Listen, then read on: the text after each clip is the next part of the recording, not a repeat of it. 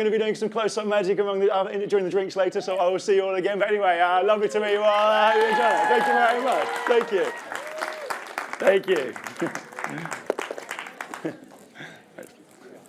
Pete Heat, everyone. Thank you very much. Right, I'll get back there. Thank you. What an act to have to follow. What an act to follow. Spoiler alert, Pete told me I wasn't allowed to bring up my notes, but we're all friends here, so I'm going to bring them up anyway. Welcome to GumGum's second Upfronts. Very excited to have you all here. Thank you all so much for being here. We're really thrilled to see so many of you here, so thank you very much. For those who don't know me, I am the head of sales at GumGum, Jess Aylett. I hope you'll stick around afterwards for some more drinks. Hopefully, yeah, good, that's the bit that keeps everyone here. And some more illusions from the amazing Pete Heat. But before we dive in to what's coming up for 2025 for GumGum, I want to take a bit of a moment to reflect on 2024. Look at that. So, whilst working in partnership with you, we navigated a challenging macroeconomic landscape and still delivered some pretty cool work together. So, while there are many highlights, I just wanted to do a few snapshots of what we achieved. We collaborated on with 303 advertisers across more than 782 campaigns.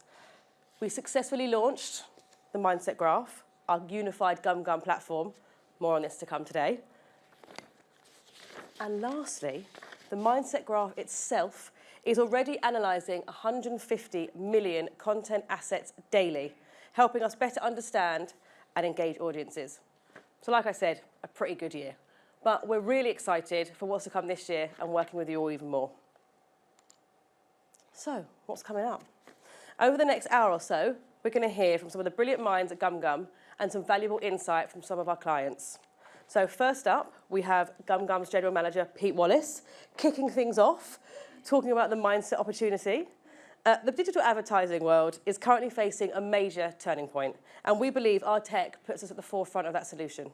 So we'll be discussing this more today in a bit more detail with some of our amazing panellists. Our Head of Strategy, James Donovan, will then unveil our newest innovation, the AI-powered Mindset Graph data tool.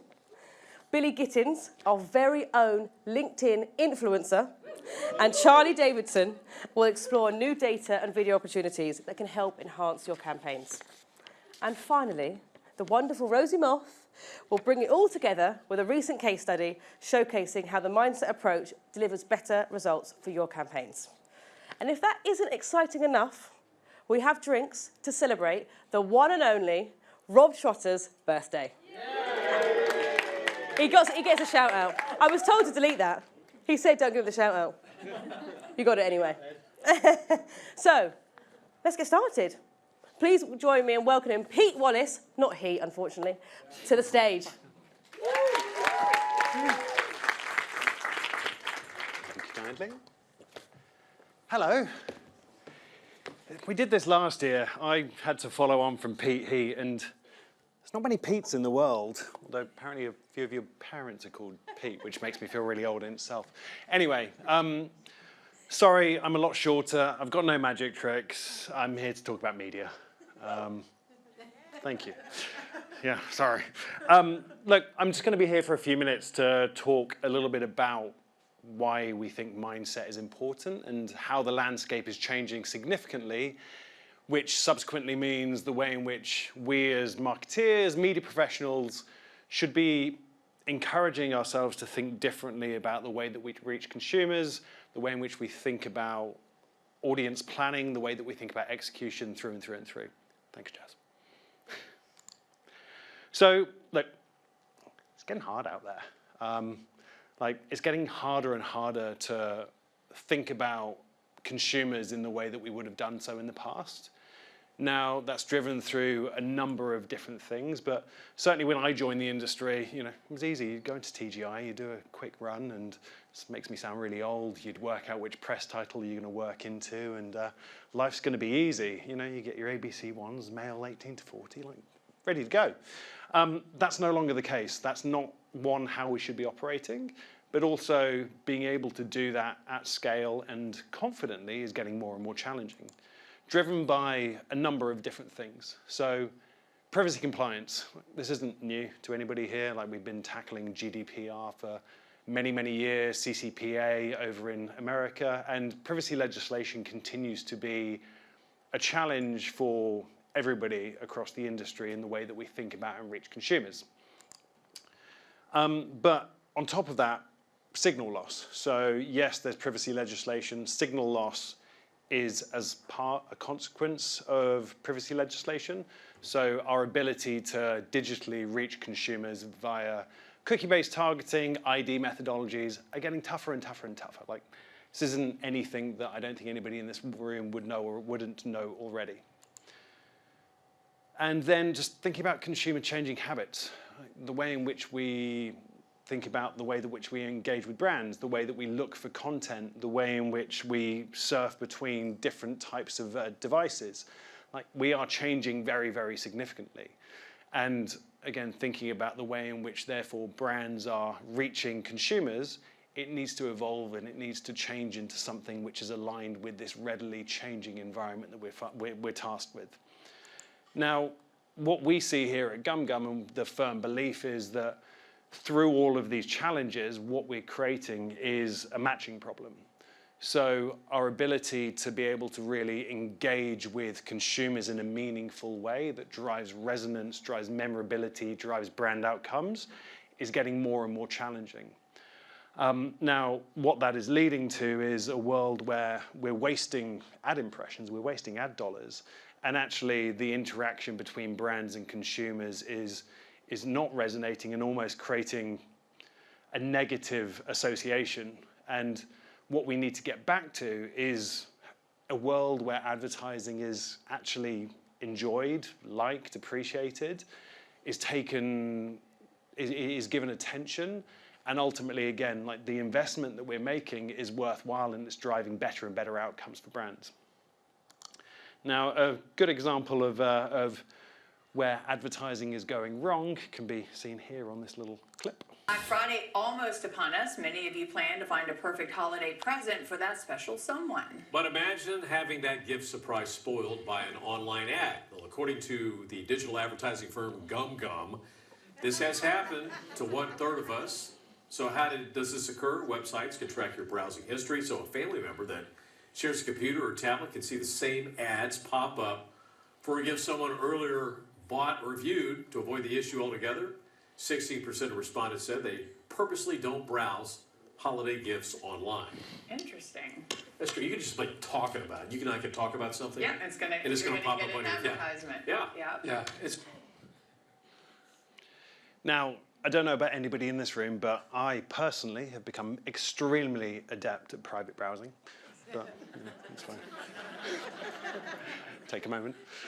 But look, it's a good example of how, in fact, the over-targeting of users has become a huge challenge. And again, sort of, like, I talked to this idea of privacy legislation, signal loss, and actually the challenges to actually even still do that is getting harder and harder and harder. But also it's working to this spectrum of not wanting to using data appropriately to not under-target, but also not to over-target. Now, my argument being that this example becomes over-targeting because we're not thinking about the user and what mindset they're in. We're not thinking about that moment. Maybe that person's gone and bought that gift already, and actually, therefore, we withdraw ourselves from that, and you stop wasting those ad dollars. So, look, we have this incredible opportunity as an industry to reimagine what we have been doing all this time. Now, to my point, sort of, we've gone from a world of trying to work towards this idea of one-to-one relationships between brands and advertisers. And I think we could all attest to that idea in this room that actually, as just a consumer, I don't want that. Like, I don't want to give away so much information. I also don't want to be delivered advertising which is irrelevant to me because I've done something over a longer period of time. And actually, again, like, talking about consumer habits, I've changed from that mindset so quickly that it was that moment that you had the opportunity to reach me, but that moment's now gone. Conversely to that, we think about under-targeting. So sticking people in very broad cohorts doesn't become useful I am very, very unique in the way that I operate. Maybe I'm not with my private browsing based on the number of laughs I got, but there we go. Sorry, I won't delve into that any further. But look, again, we need to understand how we create this equilibrium of use of data and understanding around users. And it is no longer okay to use that level of data to over-target. But if we're going to drive connection with consumers, we need to reach them in a mindset where we're going to deliver on that connection and understand the nuance of that individual. So for us here at GumGum, what that really starts is this idea of the mindset era. So we've got away from this idea of the identity era and getting away from this idea of the cohort era, but actually thinking about how we reach users in a mindset in a very moment in time where we know a message is going to resonate and it's going to lead to better brand outcomes. Now, you'll be hearing a lot about mindset throughout the conversations today, and hopefully that will really sort of resonate with the way that you guys are thinking about things as agencies, as brands. But look, before I move off, to hear from some agency folk, I want to invite Amy and Stu up on stage.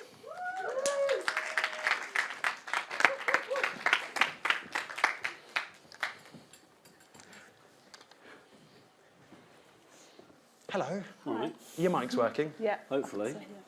There we go. Look, before we kick into it, do you want to quickly do an intro of yourselves? Yeah, so hi everyone. That word was really random, stone. No idea. I'm Amy and I am a managing partner, so head of digital planning at EssenceMediacom. And I'm Stu, Group Managing Director, KINESSO, UK and Ireland, and Amy's water pourer. Thank you. So look, the mindset era, as we've talked about, sort of, how do you think that resonates with yourselves in the agency landscape, the way in which you're interacting with brands? Like, how do you think about that? Go on, Amy. I think it's really interesting, and actually, I think this is quite a common observation, you hear a lot of people saying it, but I feel like we've kind of gone back in time a little bit. So if you think about 10, 15 years ago, it was very much around kind of broader targeting, contextual, thinking about the environments that our consumers are in. And then the last few years, it's all been completely different, and actually it's about precise targeting. So hyper-personalisation, trying to find out as many things as we can about consumers, and targeting very precisely. And where we are now and where we're heading towards, it's kind of where we were 10 to 15 years ago, but actually with more data and better tools at our disposal, to make that much, much smarter. So it's a really, really interesting time. And I think, it's, at the moment, it's still a balance. We still are looking at kind of those signals and understanding about people, but there's definitely that kind of switch to thinking about mindsets, the context that people are in. And it's something that our teams and clients are kind of all getting on board. As you were talking about signal loss, we kind of need to face into it and start thinking in that way. So I think, the shift is kind of happening right now. But it's in my mind, it's the fun stuff. So when I think about 10, 15 years ago, that was when we were putting together really, really fun plans, like really thinking creatively about the sites that we were appearing on and, like the mindsets and storytelling to our clients. I'm fully embracing it. Love that. The good old days of media. Yeah, well, really similar. We were talking about it before, so no longer planning. My background's planning, strategic planning, so don't do that anymore. But we as an agency obviously have to face into it as well. We still see, it's interesting, isn't it? When we think about how we target people, we can measure so much within media and marketing, and actually historically when you look at it, you could maybe question how well we do that and how well some brands do that as well. So the idea that, there's the things when we think about purpose, when you're talking about mindset before, purpose, growth, and there's some great examples of it. You see, like if you're thinking about a brand with purpose like a Patagonia, if you're thinking about from maybe personal growth, thinking say like a Lululemon, how they do things in terms of like say yoga communities, things like that. I've got a shoehorn in an IPG brand, so Nike. So if you think about what we do with Nike, thinking about personalisation that happens there across runners and how we do app development for those. That's all really interesting stuff. But I still feel like we've got a massive, massive job to do, which is related to what you're talking about here, because it's this huge opportunity, but balancing authenticity and and truth and trust across consumers is really, really difficult, and trying to balance that with what is just commercial pressure that comes down on the other side of the brand, right? So trying to do those two things. I was reflecting on, I'm down for 2 days, I'm actually down in London for half term with my family. So 2 days in a hotel, so I don't know if anyone else stays in hotels regularly, anyone? Someone stick their hand up and say yes, brilliant, thank you Charlie, right? So, but it's a good example of like where you still see people who, you know, they've got this clamour for data, but they use it in just such a shit way. Like it's, you know, you get to a hotel, welcome to our hotel, now please do all our admin for us. You know, like welcome to your room and good luck trying to find which of the 34 light switches actually turn off the last light at when you're trying to go to bed. And it's just an example of that should be a really, really easy interaction. So compare that to some of the, you know, some of the brands that we would work with, everyone works with in this room, think about the complexities about those and the industries they're in and the different things that do get into people's mindsets now that inform their decision making. You know, I think it's a huge opportunity, but I suppose my question back is, you know, if you ask people who speak to brands on a daily basis, which, you know, most people in this room will, like, is anyone really confident that they'll all make the use of it? Like, you know, I actually feel like there's some of the brands that we work with, I worry that they won't make use of it. And I think for us to get the best out of this, there's two things. We've got a job that involves helping marketers get to that point of understanding why it's important, and everyone in this room, again, would have that type of conversation. But there's also a raft of data that tells you, if you look at the ANA report from America for last year, if you look at the ISBAR report for UK for last year as well, top 500 advertisers, and across those advertisers, you've got 60% of those brands still basically say, no matter what they say to us about purpose, about having aligned brand values, and, they still procure. Like that's the, you know, everything is about cost. So we have that as a challenge. And then also the bigger challenge, I think, is that if you try go have this conversation with a CMO or a marketing director, they'll be like, shit, yeah, I get that. Like totally, like, we want to do more of that. But the problem is you've got a huge disconnect between them and the C-suite level within their businesses as well. So actually we've got this kind of double challenge, I think, which is there's the job that we do on a day-to-day basis, you know, doing good shit for our clients, that's really, really important. But there's also this other bit about how we help them show the value of that, whether that's, you know, lifetime value or immediacy of commercial results, because we've still got that pressure in the boardroom too. Yeah, I mean, it's a brilliant answer, and we could go down a myriad of avenues from both of those pieces. I mean, look, I guess sort of both of you have touched upon this idea of, well, signal loss and appropriate usage of data. How are you sort of seeing brands lean in on this, and have you seen some great examples from both of your agencies of brands using data well to find success? Sorry, I'm throwing a curveball there. But, Yeah, that's not on the pre-read. no, I know, but I mean, nor was your answer. No, sorry, yeah, sorry. Fair point. You've done it to yourself. Yeah, fair point. So, look, any great case studies where you think, like, actually that brand has really used data well to go and connect with audiences, and you see it as something that's like really stand out in market? I think Tesco's are doing a really, really good job of that. So they obviously have access to loads and loads of data.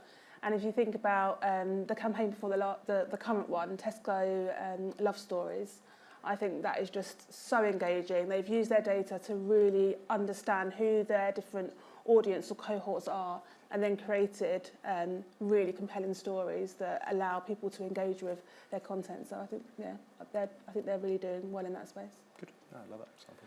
So mine's probably not, you know, certainly it's not a sexy example. So Cigna is a global health insurer, but massive, massive client for us. And I look at the way they've used data. They're somebody who's really embraced what we're talking about. So started talking about, you know, showing an interest in MMMs, but at the most senior level of their business, you know, how do we use clean rooms? Like, you know, what is a Google Privacy Sandbox? What, you know, how would these things help us? And we've got to a position with them of, historically across their business, about 20% of the policies that they sell as a business are actually really unprofitable.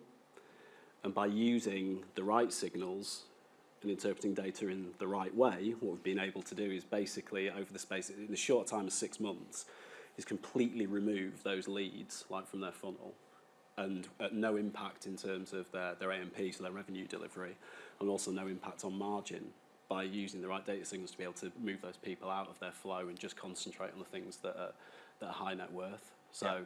I mean, I'm giving you a short version of how they got to that, but yeah, there are clients who definitely lean into it and recognise, yeah, it's more about, you know, interpreting the data in the right way. Brilliant. And look, to get us back on track. So again, signal loss being one of the key things that we talk about and creating challenges. And my example of, back in the day, I'd pull a TGI run and do all your sort of, jazzy things to work out what titles. Like, how is signal loss impacting on the way in which your brands think about audiences, how you guys surface right moments and mindsets to target people? Like, how does that look across both your agencies? I think, like I said before, we're kind of moving that way, and tools, like the GumGum tool that we'll see later on, will absolutely fundamentally help with that. I think one of the key things that we're thinking about at the moment, and I think is really important, is as we kind of transition slightly away from the feeling of needing to know absolutely everything about a consumer to the consumer right now, in the moment, what are they doing, we need to place much more importance on creative. So I think creative is definitely a way that we're trying to make sure that we kind of resonate with brands and start actually holding creative to account a bit more. I think over the last few years, a lot of effectiveness depends on the data that we're using and the targeting.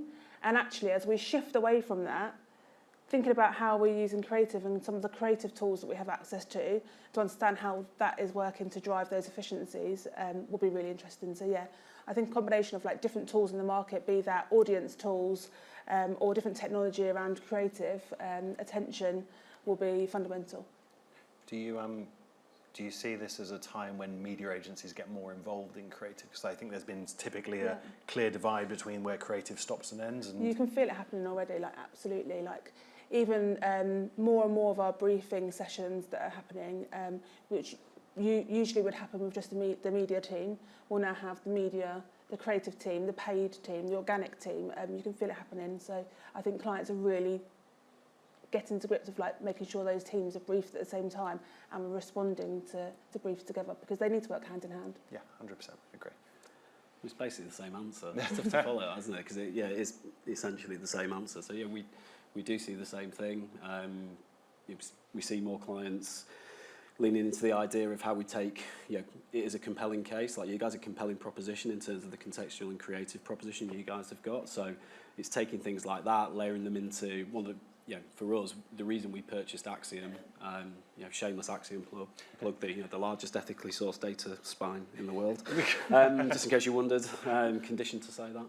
So, but we take things, we're taking your tools and layering them with our tools, because it's all about how do you get the right juice squeeze basically from this to do the right type of targeting. So our clients are leaning into it. But again, I go back to that other thing. Like, for me personally, like, most of my conversations happen they happen at QBRs, they happen at like client upfronts or top to tops, and I really worry about this disconnect where it's like the marketers like really see the value in this, they get it, but at this level here, at certain levels, certain clients, CFOs, commercial people within businesses that just kind of don't get it. It's just kind of like, but just just give me more of the same. I just need the buy cheap. Yeah, basically, exactly. It still becomes that type of conversation. So we still have that to do.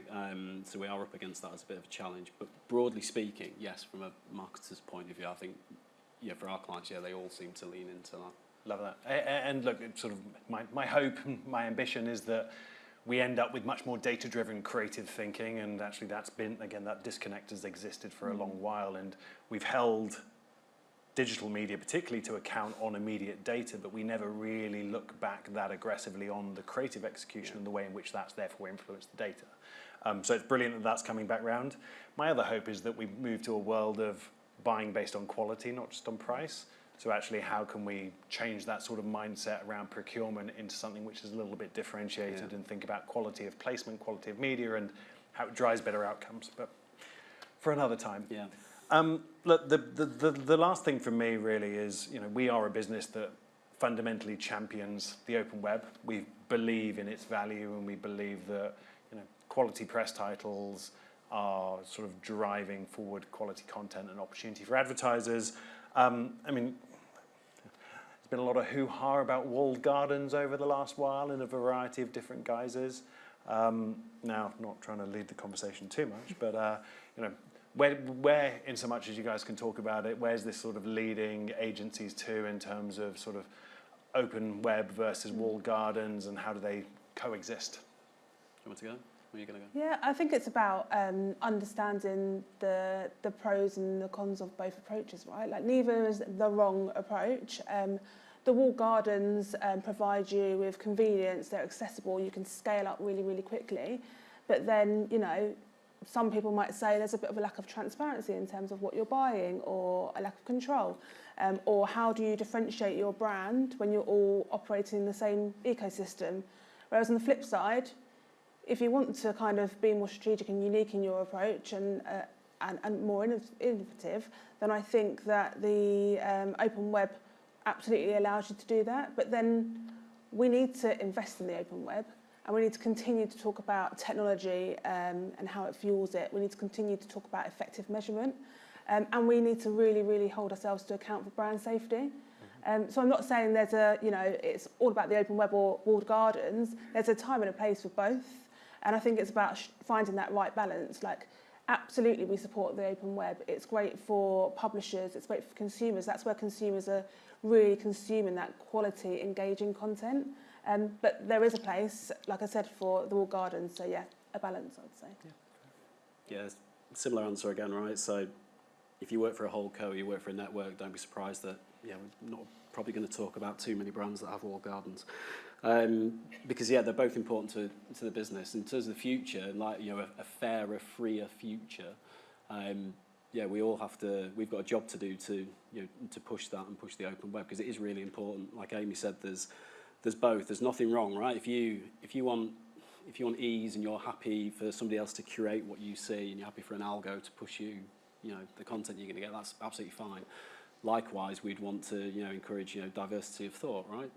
And we also want to make sure that it's, you know, a fairer system, perhaps in terms of how, you know, the economy in terms of its monetization is shared. Like, you know, we want to see all of that, definitely. So it's both the things, but there's so much that's attached to it. Like, and I think the other thing is none of it will happen on its own. Like, to Amy's point, like, we'll have to, as an industry and like as agencies, we'll need to lean into this as well, right? Because there's so many bits to it. Like, it's open source technology, it's, you know, it's net neutrality, it's, you know, decentralized platforms, all these things that we will need to help that grow. But yes, absolutely. Like, it's, you know, I would never say I would want one to replace the other, because I think we need both. There's a place for both. But if we want a fairer, freer digital future, then yes, absolutely, open web will be key to doing that. We've all got a job to make that happen. Love that. All right, cool. Well, look, I think we've probably got to time, but that's been certainly super interesting for me and hopefully for everybody here. Amy, Stu, thank you so much. Thank you. We appreciate it. Thank you.